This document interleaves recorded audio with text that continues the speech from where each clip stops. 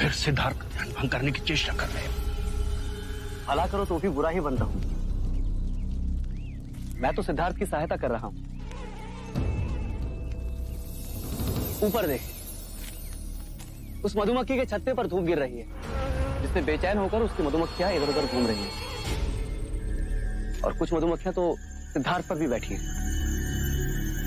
अब अगर मधुमक्खियों ने उन्हें काट लिया तो क्या उनका ध्यान भंग नहीं होगा?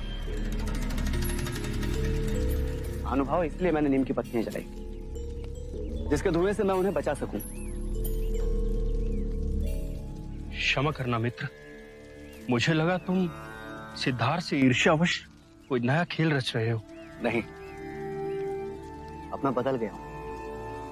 आपने तो मेरी मन की आंखें ही खोल दी।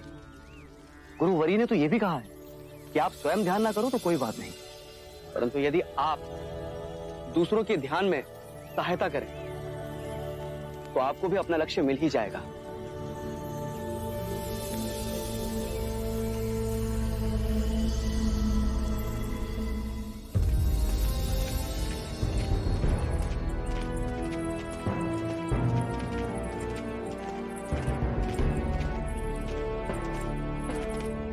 अमात्य, युवराज सिद्धार्थ को खोजने के क्या प्रबंध किए?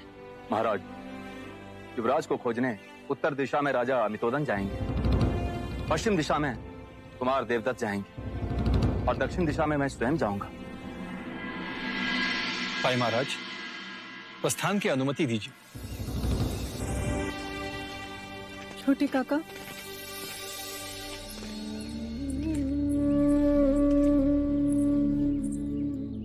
जब आप युवराज सिद्धार्थ को ढूंढने में सफल हो जाएं,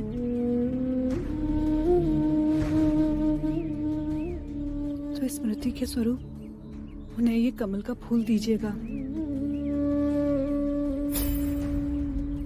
और उनसे विनती कीजिएगा कि वो भी अपनी एक स्मृति भेजें।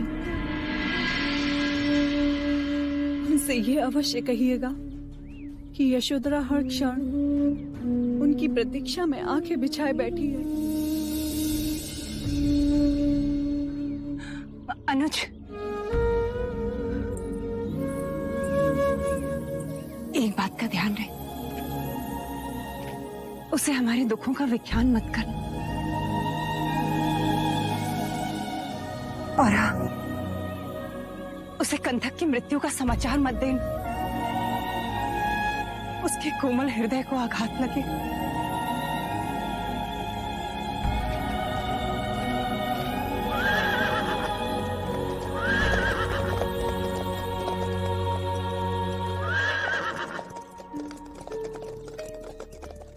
हे ईश्वर, सिद्धार्थ को ढूंढने में और उसे वापस लाने में इनके रास्ते की सारी बाधाएं दूर कर दो।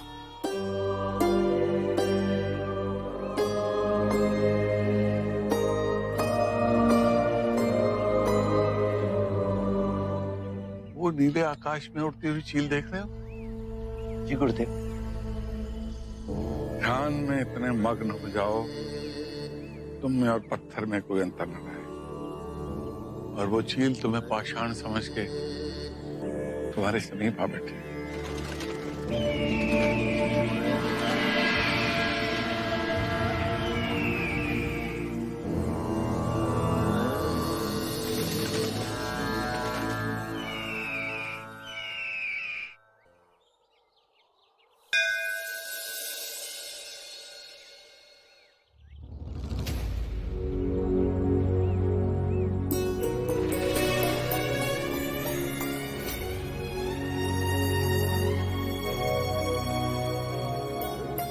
मेरे सिद्धार्थ की रक्षा करना।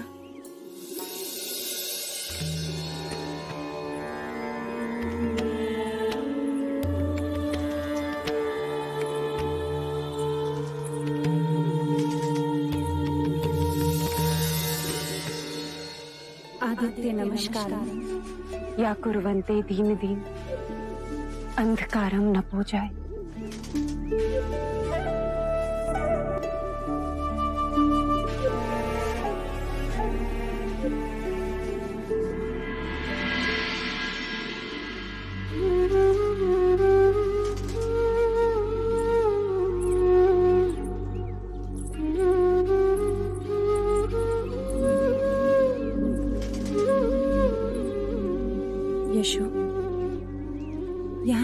में बैठे क्या सोच रही हो? पहले युवराज की बातें अनोखी लगती थी, और अब जब सोचो तो बातें बहुत सत्य लगती हैं। वो कहते थे या तो ईश्वर कहीं नहीं है, या कण कण में ईश्वर है। तो सोचा, यदि कण कण में ईश्वर है तो मैं यहाँ बैठूं या मूर्ति के सामने बैठकर प्रार्थना करूं? बात तो एक ही है।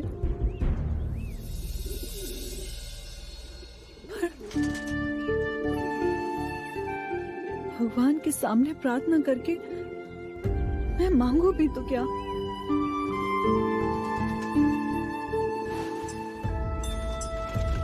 यशो, अपने मन को इतना मत सता। एक अजीब सा द्वंद्व छिड़ा है मन और मस्तक के बीच। कैसा द्वंद्व यशो? मस्तक कहता है कि ईश्वर से प्रार्थना कर कि उनको उनके प्रश्नों के उत्तर मिल जाएं, वो अपनी साधना में सफल हो जाएं। भले इस मार्ग पर चलते चलते वो तुझसे दूर क्यों ना निकल जाए। और इस बावरे मन को कौन समझाए माँ?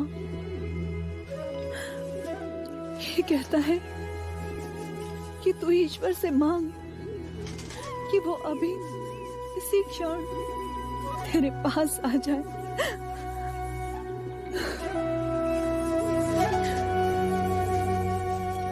एक और भय प्रतिदिन मेरे मन में प्रबल होता जा रहा है माँ, जैसे उनका लौटना असंभव लग रहा है। यशो,